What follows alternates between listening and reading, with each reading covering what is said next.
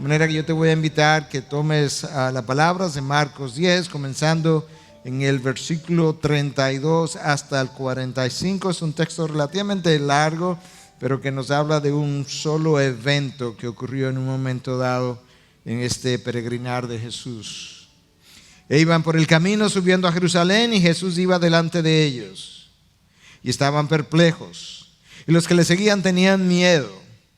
Y tomando aparte de nuevo a los 12, comenzó a decirles lo que le iba a suceder. He aquí subimos a Jerusalén y el Hijo del Hombre será entregado a los principales sacerdotes y a los escribas y le condenarán a muerte. Y le entregarán a los gentiles y se burlarán de él y le escupirán. Le azotarán y le matarán y 3 días después resucitará. Y se le acercaron Jacobo y Juan de los hijos de Zebedeo diciéndole: Maestro, queremos que hagas por nosotros lo que te pidamos. Y él les dijo: ¿qué queréis que haga por vosotros? Ellos le dijeron: concédenos que en tu gloria nos sentemos uno a tu derecha y el otro a tu izquierda. Pero Jesús les dijo: no sabéis lo que pedís. ¿Podéis beber la copa que yo bebo o ser bautizados con el bautismo con que soy bautizado? Y ellos le dijeron: podemos. Y Jesús les dijo: la copa que yo bebo beberéis, y seréis bautizados con el bautismo con que yo soy bautizado. Pero el que os sentéis a mi derecha o a mi izquierda, no es mío el conocerlo, sino que es para quienes ha sido preparado. Al oír esto, los 10 comenzaron a indignarse contra Jacobo y Juan. Y llamándolos junto a sí, Jesús les dijo: ¿sabéis que los que son reconocidos como gobernantes de los gentiles se enseñorean de ellos y que sus grandes ejercen autoridad sobre ellos? Pero entre vosotros no es así, sino que cualquiera de vosotros que desee llegar a ser grande será vuestro servidor, y cualquiera de vosotros que desee ser el primero será siervo de todos. Porque ni aun el Hijo del Hombre vino para ser servido, sino para servir y para dar su vida en rescate por muchos. Padre, qué gran pasaje, qué gran realidad, qué contrastes entre una forma, una cosmovisión de los discípulos y la cosmovisión de tu Hijo. Padre, en la mañana de hoy yo quiero pedirte que tú abras nuestros ojos del entendimiento y tú nos permitas ver los mismos contrastes entre nuestras vidas y la de Jesús. Pero que no nos deje allí solamente, sino que tú nos capacite para cambiar de visión. Para la gloria de tu Hijo, la honra de tu nombre, la expansión de tu reino. En Cristo Jesús te lo pedimos. Amén, amén. Como habíamos dicho en el último mensaje, creo que prediqué sobre Marcos un par de semanas atrás, antes de mi viaje a Cuba, decía que en esta etapa del ministerio de Jesús, el maestro va camino a Jerusalén.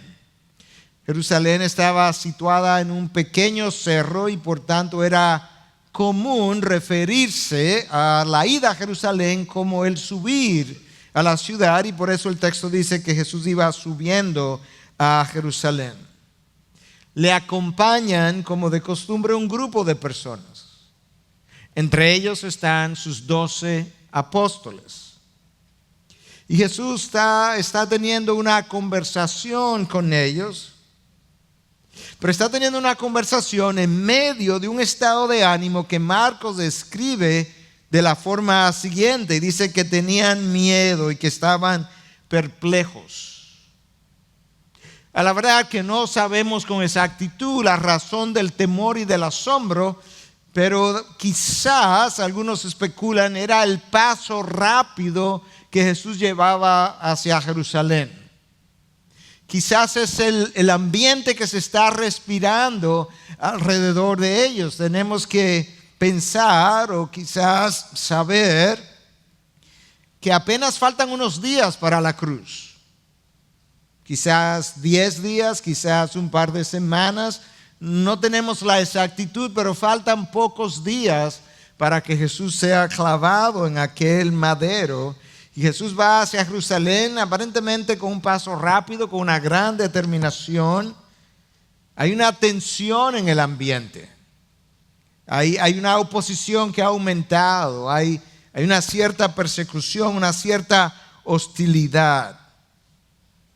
Y entonces Jesús, camino a Jerusalén, separa a los 12 en un momento dado y comienza a hablarles por tercera vez acerca de su pasión, de la muerte que él está a punto de sufrir.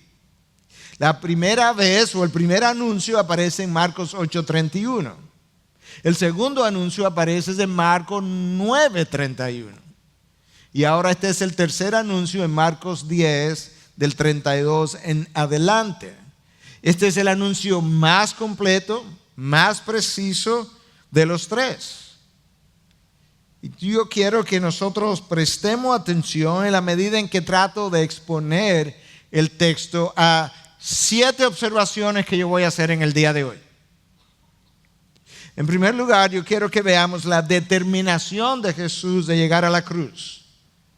En segundo, el descaro egocéntrico de 2 de sus apóstoles. Número 3, el desconocimiento de esos 2 seguidores de Jesús. Número 4, el deseo de poder de todo el grupo. Número 5, la disparidad entre los valores del reino de los cielos y los valores del reino de los hombres. Número 6, el descenso extraordinario de Jesús. Y número 7, la descripción de la misión de Jesús. Quizá usted lo pueda recordar, hay una letra D que nos ayuda, hay una determinación, hay un descaro egocéntrico, hay un desconocimiento, hay un deseo de poder, hay una disparidad de valores, hay un descenso y hay una descripción de la misión. Y con eso entonces yo quiero que comencemos con mi primera observación, mi primer punto, la determinación de Jesús de llegar hasta la cruz. Escucha cómo estas palabras revelan tal cosa. El Hijo del Hombre será entregado a los principales sacerdotes y a los escribas, y le condenarán a muerte y le entregarán a los gentiles. Esa es la primera parte, la parte que le correspondía al pueblo hebreo. Ahora Jesús es entregado o será entregado a los gentiles, y entonces se burlarán de él y le escupirán, le azotarán y le matarán, y 3 días después resucitará. Esto le va a ocurrir a la persona en quien ellos han depositado toda su confianza. A la persona en quien ellos han depositado toda su esperanza. Y yo creo que un anuncio como ese es capaz de amedrentar a cualquiera, es capaz de confundir incluso a cualquiera. ¿Cómo es posible que el Hijo de Dios, el Mesías anunciado, el ungido, el hombre de los milagros, el hombre que camina sobre las aguas, pueda estar hablando de que va a terminar su vida de esa manera? Eso es confuso. De hecho, el texto paralelo de Lucas 18, en el versículo 34, dice que ellos no comprendieron nada de esto. Este dicho les estaba encubierto, ahí está la razón. Y no entendían lo que se les decía. La cruz está más cerca, pero su entendimiento no está más claro. Ellos no entienden. Hay algo que les está vedado. Y parte del velo quizás está dado por el hecho de que ellos llegan a este punto del ministerio de Jesús todavía con ideas preconcebidas. Nosotros todos tenemos ideas preconcebidas acerca de cosas en el reino de los cielos, otras veces acerca de cosas en la iglesia, otras veces acerca de nosotros mismos, acerca de nuestras relaciones, y con frecuencia es difícil cambiar nuestras ideas preconcebidas porque forman tanto parte de nuestro ADN emocional, mental, espiritual, que no es fácil de sacar. Y a pesar de que esta es la descripción más completa, ellos no pueden entenderla. Jesús está poniendo delante de ellos o describiendo un modelo de vida a seguir, el modelo por excelencia. Él está dejando una forma de entrega que debía caracterizar a aquellos que les seguirían. Cuando nosotros nacemos y comenzamos a crecer Y en la medida en que vamos madurando, vamos desarrollando nuestra propia vida y nuestra propia agenda, nuestro propio programa. Vamos desarrollando nuestro propio reino. Pero cuando yo nazco de nuevo, se supone que esa realidad debe cambiar. Ya tu vida no te pertenece. Ya tu propósito debe ser el propósito del reino de los cielos. Ya tus propósitos no debieran estar relacionados a esta vida terrenal, sino a otra vida. Tú tienes otra patria, tú tienes otra ciudadanía. La vida de entrega, el sacrificio y la vida de renuncia pasan a ser el nuevo camino a seguir. Pero eso no es algo que los discípulos entendieron en este momento, y eso no es algo que la mayoría de los hijos de Jesús o los hijos de Dios entienden. Pero la historia está llena de esos ejemplos. Y si hay algo que caracterizó a Jesús en sus enseñanzas, fue con la claridad que Él reveló esta forma de vida. Escucha lo que Él dice en Juan 15:20. Acordaos de la palabra que yo os dije: un siervo no es mayor que su Señor. Si me persiguieron a mí, también os perseguirán a vosotros. Si hay algo que yo aprecio del ministerio de Jesús, y hay algo que muchas veces veo ausente en el ministerio de hoy, es la claridad con la que Cristo definió el costo de la vida cristiana. Me persiguieron a mí, claro que os perseguirán a vosotros. Vosotros sois mis discípulos, yo soy el Señor. Un discípulo no es mayor que su Señor. Claro que lo harán. Y es por eso que en ocasiones hemos dicho que si la vida cristiana no me está costando algo y algo significativo, tengo que pausar, detenerme y preguntarme: ¿estoy yo viviendo la vida cristiana? Un autor de nombre A.B. Bruce, en un libro escrito al final de los años de 1800 llamado The Training of the 12, o el entrenamiento de los 12, dice que la aflicción es educación para el cielo. La aflicción es educación para el cielo. Y si hay algo que lamentablemente el predicador de hoy hace con frecuencia, es minimizar el costo de la vida cristiana, tratando de evitar que los discípulos se vayan. El joven rico de mi último mensaje se acerca a Jesús, le dice: Jesús, yo he cumplido todos los mandamientos. Hablamos del 5, el 6, el 7, el 8 y el 9. Y Jesús le dice: un momentito, eso no es suficiente. No es suficiente. ¿Qué tengo que hacer? Bueno, en tu caso, ve y vende todo lo que tú tienes, dalo a los pobres, y luego tú regresa y me sigues. Así no, Jesús. En otra ocasión, alguien quería seguir a Jesús, le dice: pero maestro, permíteme enterrar a mi padre primero. Y Jesús le dice: deja que los muertos entierren a sus muertos. Excusas. Enterrar a mi padre equivaldría: mi padre todavía está vivo, yo voy a trabajar con él, por él. Cuando él se muera, yo lo entierre, luego yo te sigo. Era una expresión de la época. Otro viene a Jesús y le dice que está dispuesto a seguirle. Dice: pero permíteme despedirme de los de mi casa primero. Y Jesús le dice: nadie que después de poner la mano en el arado mira atrás es apto para el reino de Dios. Claridad del costo. Y ahora esto es lo que Jesús está describiendo para ellos. Yo soy su maestro. Yo quiero que entiendan que yo voy a ser entregado a mano de los escribas, de los fariseos. Y luego ellos a su vez me entregarán a los gentiles. Y los gentiles entonces me azotarán, me escupirán y se burlarán de mí. Y me matarán incluso, pero yo voy a resucitar. Le van a hacer eso a su maestro. La determinación de Jesús para llegar hasta la cruz. Quizás ahora avanzando con paso rápido. Esa era nuestra primera observación. En segundo lugar, quiero que notes el descaro egocéntrico de dos de sus principales apóstoles. Versículo 35. Y se le acercaron Jacobo y Juan, los dos hijos de Zebedeo, diciéndole: maestro, queremos que haga por nosotros lo que te pidamos. En otras palabras, danos un cheque en blanco.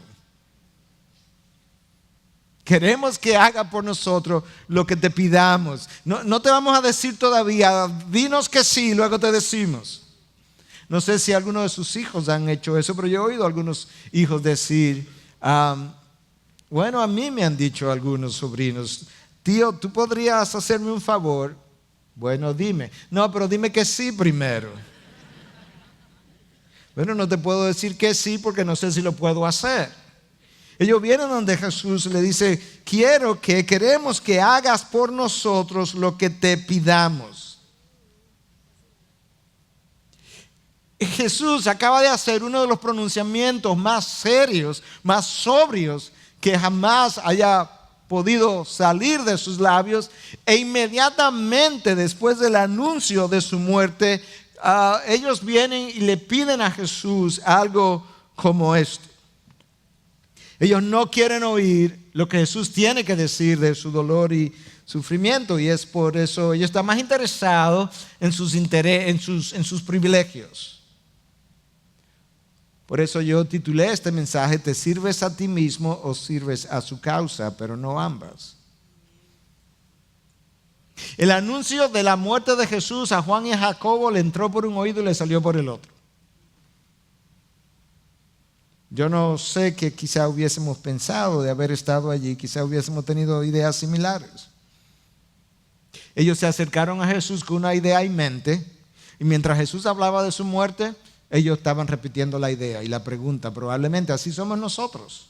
Nosotros tenemos una idea en mente y entonces tenemos una conversación que vamos repitiendo. El otro está hablándome, pero yo no estoy escuchando porque yo tengo una conversación en mente, y cuando tú termines yo te voy a hablar de la mía. ¿No le ha pasado eso? Sé honesto. Y entonces esto es lo que ellos vienen y le piden. Danos un cheque en blanco. La petición es egocéntrica. No hemos leído otra vez la petición, pero es egocéntrica, y realmente la manera como la piden eleva a la enésima potencia la idolatría de estos seguidores. Danos lo que te pidamos. Nota la diferencia. Jesús está hablando de darse a sí mismo, ellos quieren recibir. Jesús está hablando de morir en una condición de debilidad, ellos quieren poder. Jesús le está comunicando que Él va a morir como el que ocupa el último lugar, porque esa era la muerte en una cruz, es la peor muerte posible, concebible en aquella ocasión. Ellos quieren ocupar los primeros lugares. Jesús le está hablando de una muerte que será deshonrosa, ellos quieren honor y gloria. Jesús pudo haberlo ajusticiado ahí mismo con tal petición, pero le dice, como buen judío otra vez, le hace una pregunta. ¿Qué es lo que quieren? Oh, maestro, nada, no es mucho. Lo único que quisiéramos es que cuando tú vengas en tu reino, que tú nos conceda estar a la mano derecha y a la mano izquierda de tu persona. Eso no es tanto. ¿Tú has leído en el Salmo 110 quién está a la mano derecha? Es Jesús a quien le están haciendo la petición. Esa es la posición, una de las posiciones que ellos quieren. Es la posición de mayor autoridad después del que está en el centro. Y el de la mano izquierda es quien le sigue. Concédenos esas dos posiciones. ¿Qué queréis que haga por vosotros? Concédenos que en tu gloria, no en este reino, no, en tu gloria, nos sentemos a tu derecha y a tu mano izquierda. En otras palabras, ellos quieren convertir a Jesús en el instrumento a través del cual ellos van a llenar sus ambiciones. ¿Tú piensas que no pasa eso hoy? En nuestra mente manipular, no lo podemos hacer, pero manipular a Jesús, el trono de la gracia, para que desde el trono de la gracia se nos concedan las cosas que estamos pidiendo, de tal forma que el trono de la gracia se vuelve una especie de instrumento que nos concede las ambiciones de nuestro corazón, y gracias a Dios que Dios muchas veces hace caso omiso a ese tipo de oraciones. Decía la esposa de Billy Graham que si Dios le hubiese concedido los deseos y las peticiones de su corazón, no sabe cuántas veces se hubiese casado antes de conocer a Billy Graham. Ellos no creen que están pidiendo nada malo. Eso es lo increíble de nosotros los seres humanos, que nosotros podemos hacer una petición de esta naturaleza y no pensar que eso tiene absolutamente nada de pecaminoso. J.C. Riley, en su comentario sobre este evangelio, dice: ellos no conocían su propio corazón ni la naturaleza del camino delante de ellos. Ellos todavía estaban soñando con coronas temporales y recompensas terrenales. Ellos todavía no conocían qué clase de hombres eran.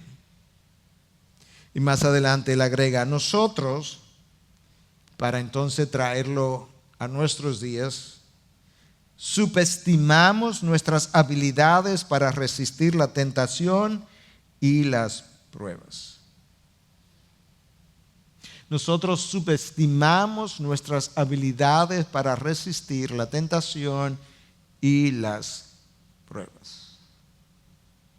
Nosotros vivimos engañados con relación a las motivaciones y a las intenciones de nuestro corazón, y luego entonces a veces en conversaciones sociales o con un amigo, con una amiga o en consejería decimos: recuérdate que el corazón es engañoso. Pero cuando yo estoy diciendo eso, yo frecuentemente estoy pensando: el tuyo es engañoso, yo el mío lo tengo claro. El mío es veraz, el mío no me engaña, el mío no me traiciona, es el tuyo. El texto paralelo de Mateo, en Mateo 20, a partir del versículo 17 hasta el 28, tiene una observación un poco distinta, pero que no tiene que representar necesariamente una contradicción. Dice que quien hizo la petición fue la madre de Juan y Jacobo. Y es posible. Lo que Marcos está reportando es: Marcos sabe de dónde ha venido. Si fue la madre, lo cual, a la luz de todo lo que sabemos de los evangelios, resulta que la madre de Juan y Jacobo, su nombre era Salomé. De hecho, conocida también como María Salomé.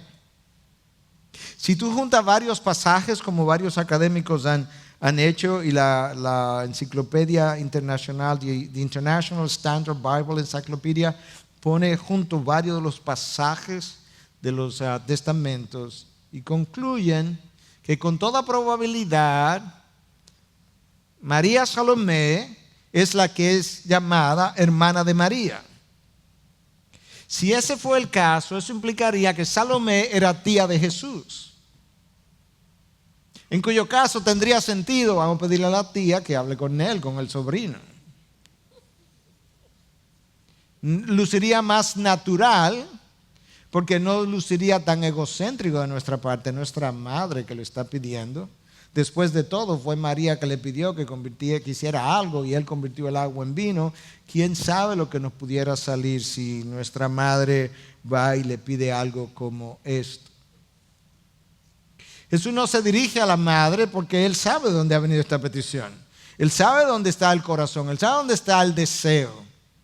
Él se dirige a ellos, y por eso quizás Marcos está hablando con ellos directamente. Recuerden que es muy probable que Marcos simplemente representó el ser el secretario de Pedro al escribir este evangelio. Quizá ellos pensaron que Jesús tendría más dificultad también en decirle que no a su madre o a su tía. Pero yo creo que vale la pena pausar aquí un momento para ir exponiendo y a la vez aplicando el texto a lo largo del camino, que nos preguntemos qué es lo que motiva al hombre, al ser humano, a desear, a aspirar poder, posición, prestigio, fama, reconocimiento, honor, gloria. Ya sea que lo admitamos o no, Al final del camino no es más que nuestras inseguridades, aquellas cosas que muchas veces nos hicieron sentir inferior o nos hicieron sentir no aprobados o rechazados, y pensamos que a través de la escalera del éxito, de los logros, del ascenso, nosotros podremos en un futuro entonces ser mejor valorados por los demás o por la cultura o por el medio o por mi jefe o mi esposo o mi esposa, y que de esa manera entonces yo me voy a sentir menos, no me voy a sentir inferior o rechazado o no aprobado. Esas cosas no se piensan con esos términos, pero el corazón sabe razones que la razón no sabe. Ahora, al final del camino, la raíz o el fruto de la inferioridad, déjame decirlo de otra manera, el fruto de la inseguridad es el orgullo en nosotros. No hay nadie inseguro que no sea orgulloso, no hay nadie orgulloso que no tenga inseguridades, y de ahí que entonces el orgullo es una de nuestras características. El problema es que el orgullo transforma nuestras virtudes o nuestras virtudes en vicios. Transforma nuestras virtudes en vicios y transforma nuestras fortalezas en debilidades. Aquello que domino, aquello en lo que tengo experiencia, deja de ser una fortaleza y comienza a ser una debilidad en la medida en que Dios no aprueba mi forma de caminar. Y ahí están estos dos apóstoles. Al final de un entrenamiento de 2 o 3 años, con una pregunta que yo he llamado el descaro egocéntrico, por la manera en que la pregunta está construida. Concédenos lo que te pidamos. Cualquiera cree que es algo pequeño. Son las 2 posiciones primeras en su gloria. En tercer lugar, yo quiero que veas el desconocimiento de estos 2 apóstoles que causó su autoconfianza. El desconocimiento que causó, la primera fue la determinación de Jesús. Lo segundo que nosotros vimos, ¿qué fue? El descaro egocéntrico, y ahora el desconocimiento de estos 2 apóstoles que causó su autoconfianza. Pero Jesús le dijo: no sabéis lo que pedís. Ahí la pregunta debió haber sido de parte, ¿realmente? Pues dinos. Jesús hace una pregunta: ¿podéis beber la copa que yo bebo, ser bautizado con el bautismo con que soy bautizado? Y ellos le dijeron: podemos. Ahí está el desconocimiento, claro que podemos. Ahí está la autoconfianza. ¿Qué pregunta es esa, Jesús? Y Jesús le dijo: la copa que yo bebo, beberéis, y seréis bautizados con el bautismo con que yo soy bautizado. Yo creo que hasta ahí ellos quizás pensaron: hey, se lo dijimos que nosotros podemos, ahí está, él mismo lo acaba de decir. Él mismo acaba de afirmar que vamos a beber su copa y vamos a tener el mismo bautismo, pero ellos no saben que ellos y Jesús están pensando en 2 copas distintas y en 2 bautismos distintos. Ellos probablemente están pensando en una copa de gloria, quizás una de esas copas que entregan al final de esas carreras de carro en Indianápolis, cuando tú te ganas el premio y te entregan esa gran copa. Quizás ellos están pensando en una cosa como esa o algo similar. Jesús está pensando en otra cosa, porque la copa de que le está hablando es la copa del sacrificio que le está a punto de ofrecer. El bautismo de que le está hablando es el bautismo del sufrimiento que le está a punto de pasar. Y ellos con toda seguridad dicen que claro, que ellos pueden. Ellos no saben que el bautismo de que Cristo está hablando, que es un bautismo de dolor y de sacrificio, de sufrimiento, que no es un bautismo que va simplemente a salpicar a Jesús, a Él lo van a sumergir en ese bautismo. Un bautismo de sufrimiento y dolor. Y ellos dicen que están dispuestos. Quizás estaban pensando: Jesús, tú no sabes hasta dónde nosotros estamos dispuestos a llegar con tal de que esas 2 posiciones no las entreguen. Tú no sabes hasta dónde nosotros somos capaces. Dolor, dar, sacrificio, entrega, renuncia, eso no es parte del vocabulario de los apóstoles en este momento. Esa parte de su cerebro fue borrada. Ese vocabulario no existe. Y ese vocabulario debe pertenecerle a otro, pero no a nosotros. No a nosotros, no a nosotros, que no a otros, no a otros, que a nosotros sea dada la gloria. Jesús dice: la copa que yo bebo, beberéis, y seréis bautizados con el bautismo con que yo soy bautizado. Si Jesús le estaba hablando solamente a esos dos, quizá le estaba hablando a todos, pero si le hubiese estado hablando a esos dos, eso se convirtió en una realidad para todos ellos. Pero no podemos olvidar que Jacobo es decapitado en Hechos 12. Él iba a beber de esa copa. Él no sabía cuál copa. Él iba a ser bautizado, no sabía en cuál bautismo. Y Juan, al menos, fue exiliado a la isla de Patmos. Algunos hablan de que fue martirizado. Probablemente la tradición más correcta es que regresó a Éfeso y allí murió de edad avanzada, pero no sin antes haber ido a Patmos en el exilio. De manera que ellos pasan por esta tribulación y ellos son capacitados para pasar por ese bautismo y ese dolor después de la resurrección, después del descenso del Espíritu Santo en Pentecostés, después de ellos haber entendido mejor la causa de Cristo, después de ellos haber tenido los ojos abiertos, después que Jesús proclamara la victoria 3 días después de la muerte. Entonces ellos fueron capacitados. Pero la ignorancia y la autoconfianza son dos de los grandes males del ser humano. La ignorancia nos lleva a creernos saber lo que no sabemos. Claro que podemos, Jesús. Señor, aunque todos te nieguen, yo no te voy a negar. Pedro me va a negar 3 veces antes de que el gallo cante. En su ignorancia, Pedro no creía que él sería capaz de una cosa semejante. La ignorancia nos lleva a pensar que tenemos poder para hacer aquello que nosotros no podemos. Tenemos la capacidad. Claro, maestro, podemos. La ignorancia nos lleva a ofrecernos para tareas que nosotros ni siquiera comprendemos ni podemos ni siquiera abrazar. Jesús le dice: ustedes están equivocados, ustedes están en la ignorancia, van a pasar por el sacrificio, van a probar de la copa, pero ustedes ni siquiera saben de qué yo estoy hablando. Ahora, con relación a la petición, eso ni siquiera está en mi poder ahora mismo. Está en el poder del Padre y será asignado a aquellos que ya han sido designados, preseleccionados. El reino de los cielos tiene una agenda. La agenda marcha al paso claro, definido. Los hombres no la cambian. La agenda nunca está atrasada. Y esos 2 lugares serán asignados por el Padre en su momento. Están reservados. Y nosotros aquí abajo no determinamos esos lugares, a diferencia de lo que Cash Luna piensa, que el reino de los cielos se maneja desde la tierra. Eso es un sinsentido y una arrogancia parte de los hombres. El reino de los hombres se maneja desde el cielo, no al revés.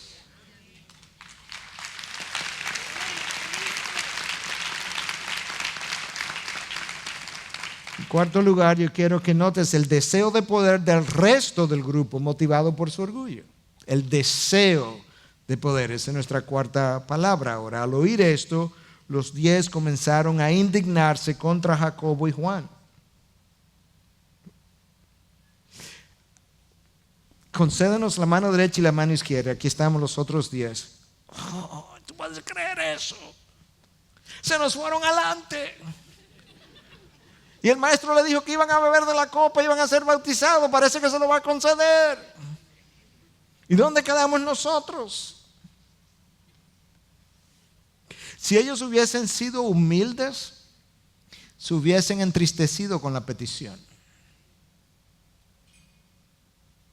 Los últimos 2 o 3 años el Señor me ha ido enseñando muchas cosas de las de las emociones humanas, de la anatomía del pecado, de cómo somos, cómo funcionamos. Y una de las cosas que he ido viendo y aprendiendo es que la humildad se entristece con el pecado del otro. Es el orgullo y el egocentrismo que se irritan con el pecado del otro, que es intolerante con el pecado que el otro comete, que el otro tiene. Jesús, el hombre más humilde que haya pisado la faz de la tierra, viene cabalgando hacia Jerusalén y ve todo el pecado de Jerusalén que está a punto de ser cometido contra él y llora por la ciudad. La humildad se entristece con el pecado del otro. Es el orgullo que ve el orgullo del otro y que se irrita con el otro. Nosotros somos ciegos a nuestro orgullo, pero somos casi videntes con relación al orgullo de los demás. Y aquí están ellos indignados. De nuevo, quizás pensando que no solamente se le fueron adelante, sino que quizás Jesús le está prometiendo estos lugares. Y hay algo que sabemos, es que el orgullo es competitivo por definición. La humildad no compite. No le interesa ganar ni las primeras posiciones, ni tener la razón, ni ser lo máximo, ni ser el primero. Jesús ha hecho algo aquí extraordinario. No le está ofreciendo los lugares que ellos pidieron, pero sí le ofrece dolor y sufrimiento.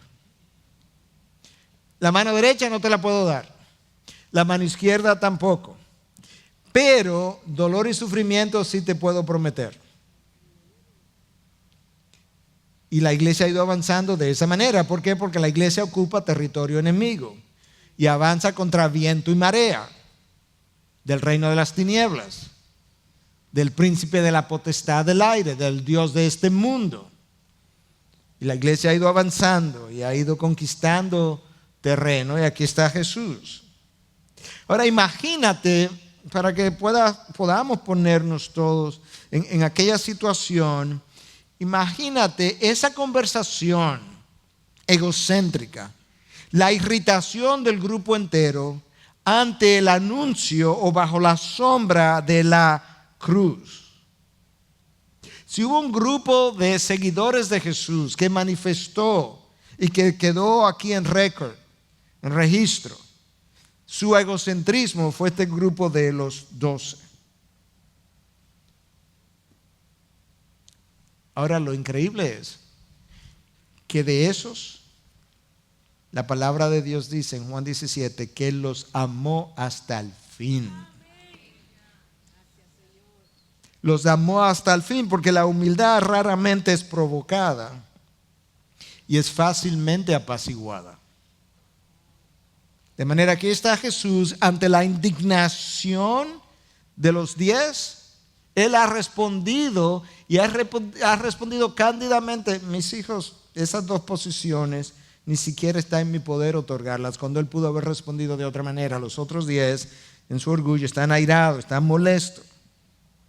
La humildad está dispuesta a perdonar aun cuando no habrá recompensas en el perdón. Aun si no me voy a beneficiar del perdón, la humildad está dispuesta a perdonar. Es el orgullo que le es difícil. La humildad no regurgita las heridas. ¿Cuán herido estoy? Porque la humildad ha decidido cargar con las consecuencias del pecado del otro. Un hombre a la imagen de Dios, como Jesús obviamente era en toda su plenitud, nunca habló de cuántas veces me han irrespetado, cuántas veces han dicho cosas hirientes. Aún esta discusión a días de mi cruz, inmediatamente después de yo anunciar la manera vil como yo voy a terminar mi vida, y esta discusión yo no la entiendo. Pero Jesús no regurgitó esas cosas. Un abismo enorme entre la concepción y la misión de Jesús y la determinación de llevar a cabo su misión y las aspiraciones egocéntricas de poder de este grupo. Había un abismo quizás insalvable en este momento. Y tú ves eso continuamente. Hace En el capítulo 8 Jesús está reprendiendo a Pedro porque no tenía en cuenta las cosas de Dios sino las cosas de los hombres. En el capítulo 9 de Marcos, en el capítulo 10, al principio, Jesús se indigna con ellos, es la palabra, por la manera como trataron a los niños y le estaban impidiendo llegar hasta Él. Ciertamente, y ellos no conocían, ignoraban la condición de ese corazón. Por eso es que Jeremías 17:9 dice: más engañoso que todo es el corazón y sin remedio. Y sin remedio, Jesús tiene casi 3 años con ellos, hablándole de cómo vivir, cómo ser, cómo comportarse, cómo caminar, cómo camina un hombre tallado por Dios, y ellos no han comprendido, y sin remedio es ese corazón. El llamado que Jesús nos hace es cruzcéntrico. Salgamos de esta mañana de aquí pensando de qué manera cruzcéntrica yo estoy viviendo. Pero la respuesta que nosotros damos no es cruzcéntrica, sino egocéntrica. Y ahí que Cristo me manda a morir a mí mismo. El ego tiene que morir. Jesús nos llama a una vida de entrega. Ellos quieren una vida relajada, más que de entregar, de recibir. Y de esa misma forma Jesús nos está llamando a una vida de sacrificios, pero ellos quieren una vida de beneficios. Pedro le preguntó, en buen dominicano, a la clara: nosotros que hemos dejado todo lo que hemos dejado, ¿qué tú tienes para nosotros? What's in it for me? Lo vimos hace un par de sermones atrás. ¿Qué tú tienes? ¿Con qué tú nos vas a recompensar? Y Jesús le respondió. Jesús fue encontrando a cada quien justo donde estaban, para moverlos de donde ellos estaban a donde Dios quería que ellos estuvieran. Esa es la función del líder, esa es la función del pastor, esa es la función del maestro de la palabra. Él tiene que encontrar a cada persona donde él o ella está y tratar de moverlo de donde está a donde Dios quiere que ellos estén. Y eso es lo que Jesús hizo excelentemente bien, poco a poco. Quizás parte de la razón por la que el entendimiento de la misión de Jesús estaba un tanto vedado es porque si ellos lo hubiesen entendido, probablemente hubiesen renunciado. Con el grupo en Juan 6:6 que se fue y jamás le siguió, en la ocasión cuando Jesús le preguntó: ¿y vosotros queréis iros también? Yo creo que quizás si ellos hubiesen entendido bien, quizás hubieran dicho: sí, claro, gracias por la invitación. Pero estaban medio ciegos, y yo creo que muchas veces Dios nos ciega o nos deja, más que nos ciega, lo cual lo haría el autor de pecado, nos deja en nuestra ceguera para poco a poco, cuando yo esté preparado, cuando yo esté listo para poder ver, entonces abrirme los ojos y entonces yo poder decir: ok, ahora que veo, ahora puedo. Porque anteriormente no hubiésemos voluntariado para eso. Si a Moisés le enseñan en una película los próximos 40 años de su vida, hubiese dicho: aquí estoy yo, manda a Aarón o a cualquier otro, menos a mí. Dios no los engañó, no, simplemente los dejó en su ceguera hasta irlos preparando para el momento, por el gran abismo que existía entre la misión de Jesús, claramente descrita, sobre todo en esta tercera predicción, y las aspiraciones de poder de estos hombres. En quinto lugar, nota la disparidad entre los valores del reino de los cielos y los valores del reino de los hombres. Versículo 42 al 44, llamándolos juntos así, Jesús les dijo: ¿sabéis que los que son reconocidos como gobernantes de los gentiles se enseñorean de ellos y que sus grandes ejercen autoridad sobre ellos? Pero entre vosotros no es así, sino que cualquiera de vosotros que desee llegar a ser grande será vuestro servidor, y cualquiera de vosotros que desee ser el primero será siervo de todo. Jesús comienza a hablarle primero de qué es lo que motiva al mundo secular para la posición de preeminencia. es el poder, es el reconocimiento, la capacidad de ejercer esa autoridad con un sentido de superioridad, y entonces se enseñorean sobre los que son menores, porque se consideran con mayores derechos, mayores privilegios. Y él está tratando de ayudarles a entender que la cultura cristiana es una contracultura en cualquier momento de la época en que la iglesia haya existido. No conforméis a los patrones, no dice del siglo anterior, sino de este siglo, y se lo dice a la iglesia en cada siglo. Son valores contraculturales.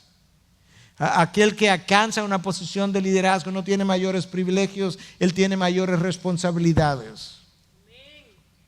Él muchas veces trabaja más arduo, se levanta más temprano, se acuesta más tarde, se va más tarde. Eso es parte de... Jesús va camino a Jerusalén, él va adelante. El texto de hoy dice que él iba adelante, los iba guiando como buen pastor, como buen líder, va adelante, va caminando, va trazando el camino. Los discípulos poco a poco, sin darse cuenta, están descubriendo una forma distinta de vida, una cosmovisión diferente. Están de hecho poco a poco descubriendo a un Jesús distinto del Jesús que ellos se habían imaginado. Ellos están a punto de descubrir en unos días, cuando vean al Hijo de Dios, el Dios encarnado, al hombre que caminó sobre las aguas, que calmó la tempestad, que sanó ciegos, que sanó lepra, que paró muertos. Ellos están a punto de ver a ese mismo hombre clavado en un madero, teniendo todo el poder y restringiendo su poder para su beneficio, para beneficio propio. Esa es la humildad. Ese es el verdadero poder. Consiste en la restricción del poder cuando éste tiene que ver con beneficios personales y no el ejercicio del mismo.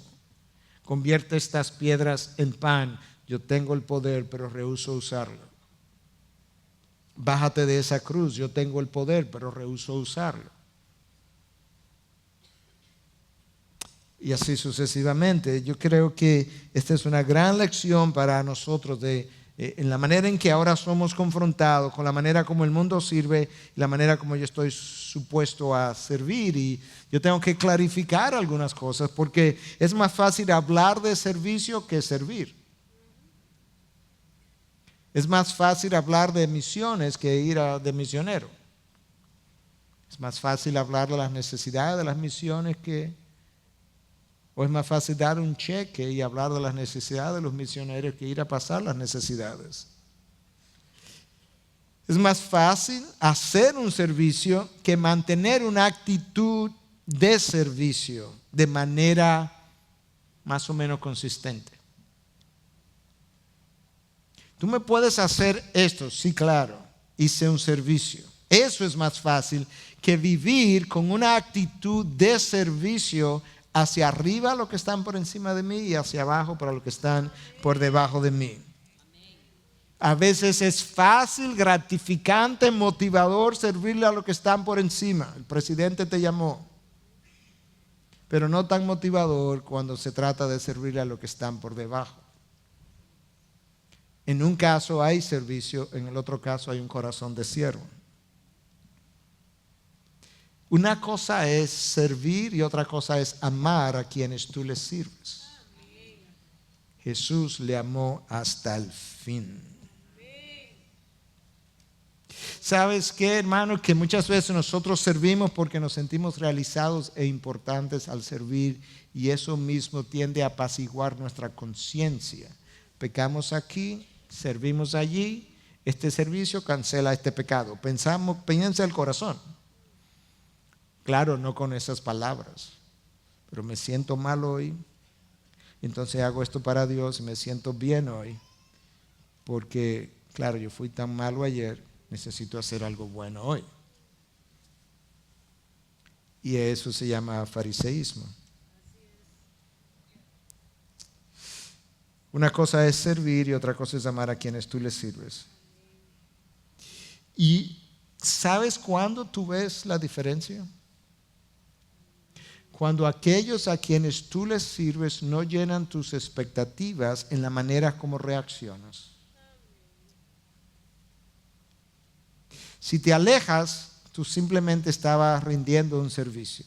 Si permaneces, como dirían en inglés, put, en el mismo lugar, entonces amas a quienes les sirve. El siervo permanece sirviendo.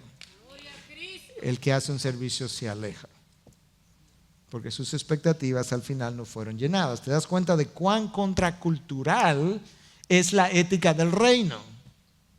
Y Jesús no le está enseñando simplemente un sistema de ética, Jesús le está enseñando un estilo de vida. Una forma de pensar, de vivir, de liderar, de servir, de descender y convertirse en siervos. Y Jesús le dice, mira, te lo voy a resumir. ¿Tú quieres ser el primero? Ponte atrás.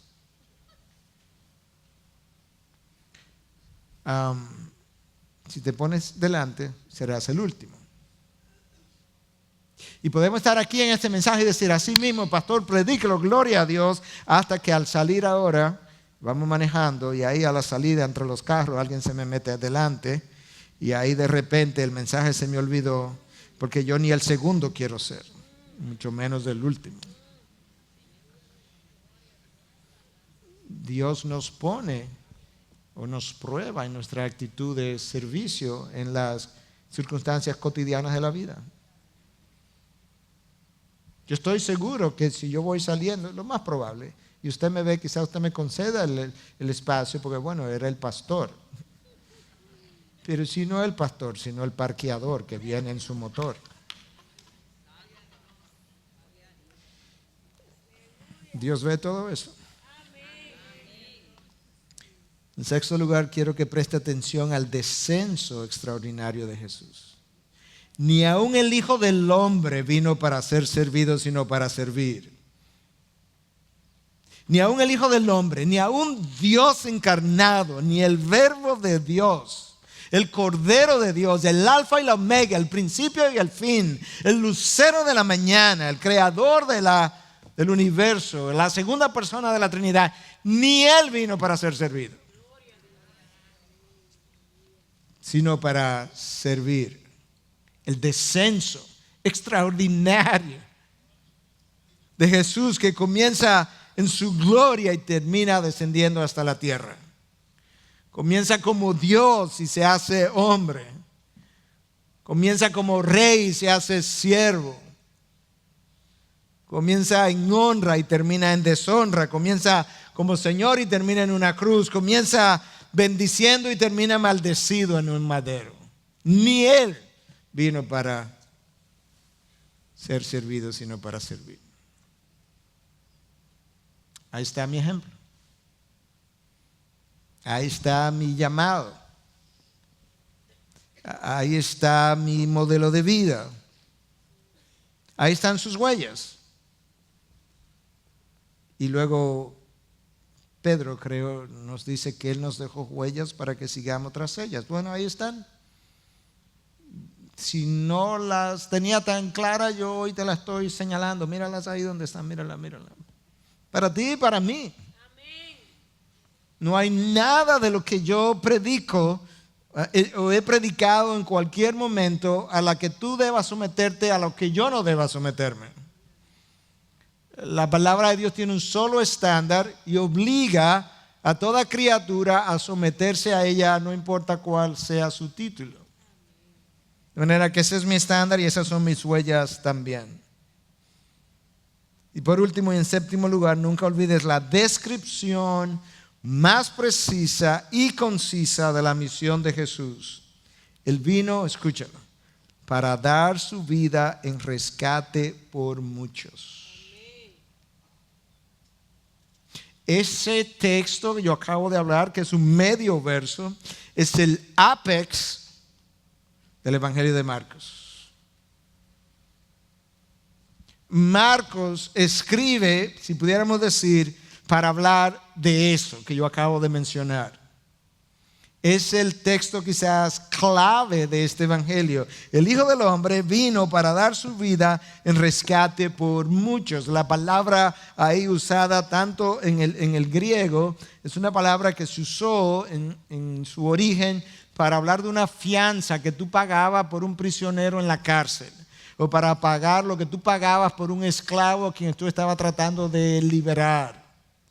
Pero posteriormente en el lenguaje bíblico, tanto en el hebreo como el griego, pasó a significar la expiación, el pago de Jesús por mis pecados. Él vino a rescatarme, pero vino a rescatarme a través del pago de una deuda que Él hizo con su sangre, y por tanto Él es mi rescate, Él es mi propiciación, Él es mi fianza, Él es mi sustituto. Su muerte es vicaria porque pagó por mis pecados, y su muerte es sustitutiva porque murió en lugar mío. Y eso está descrito en esa frase que yo acabo de mencionar. Él vino para dar su vida en rescate por muchos. Su muerte no lo sorprendió, Él vino para darla. La cruz no lo sorprendió, Él vino, que es lo que Él dice en un momento dado: para esta hora yo he venido. ¿Y qué voy a pedir? ¿Qué voy a hacer? Evitar la hora, no, si para esta hora precisa es que yo he venido. Y Él ha tratado de comunicarle eso a los apóstoles, pero ellos no lo quieren oír. Y a veces yo creo que nosotros leemos la palabra, imagínate que estuviera siendo hablada a nosotros, y nosotros vemos las cosas claramente, pero no lo queremos oír. Vemos estas palabras y nos entran por un oído y nos salen por el otro. Porque somos como ellos, tenemos sus corazones, tenemos sus expectativas, tenemos nuestro egocentrismo, tenemos nuestras arrogancias, tenemos nuestras ideas preconcebidas, tenemos nuestras cegueras, tenemos nuestros orgullos, tenemos nuestras aspiraciones. ¿Sí o no? Si no fuera así, este texto no tuviera ninguna relevancia en el día de hoy. Si esto nada más solamente fue para ellos, pues no valdría la pena predicarlo. Pero después que Jesús termina de tener esta conversación, Él como que lo resume todo cuando dice precisamente: yo vine para dar mi vida. A mí no, en un sentido, a mí no me están matando. Yo voy a entregar mi vida. Y la voy a entregar con un propósito preciso. Esto no es una vida que va a ser desperdiciada. Yo voy a entregarla por un rescate. Un rescate de aquellos que el Padre desde la eternidad pasada me ha dado. Y por eso yo voy a la cruz. El apóstol Pablo, cuando reflexionó años después acerca de todo esto, lo dijo de esta manera en su segunda carta a los Corintios, y con esto voy cerrando, capítulo 5. Y todo esto procede de Dios, quien nos reconcilió consigo mismo por medio de Cristo y nos dio el ministerio de la reconciliación, a saber que Dios estaba en Cristo reconciliando al mundo consigo mismo, no tomando en cuenta a los hombres sus transgresiones, y nos ha encomendado a nosotros la palabra de la reconciliación. Al que no conoció pecado, le hizo pecado por nosotros, para que fuéramos hechos justicia de Dios en Él. Al que no conoció pecado, lo hizo pecado, para que fuéramos hechos justicia de Dios en Él. Él nos reconcilió por medio de su sangre, por medio de su vida. La pregunta es: ¿cuál es mi respuesta? ¿Cuál es la respuesta que voy a dar? Si estás aquí y aún no has nacido de nuevo y Dios te abrió los ojos y el Espíritu de Dios te dio entendimiento de tu necesidad de perdón, ¿cuál es la respuesta que vas a dar? Si hoy oí su voz, no endurezcáis vuestro corazón como en Marabá. Pero si eres creyente, ya nacido de nuevo, y hoy has oído su voz, no endurezca tu corazón tampoco en la dirección en la que Dios quiere moverlo. Rinde tu corazón. Que tú puedas ser verdaderamente un siervo para su gloria. y que otros puedan verte a ti y a mí con corazones de siervos sirviendo su gloria, proclamando su gloria, reflejando su gloria. Que tú y yo podamos vivir al pie de la cruz, llamando a otros a venir al pie de la cruz y viendo tu vida, toda tu vida, a través de la cruz.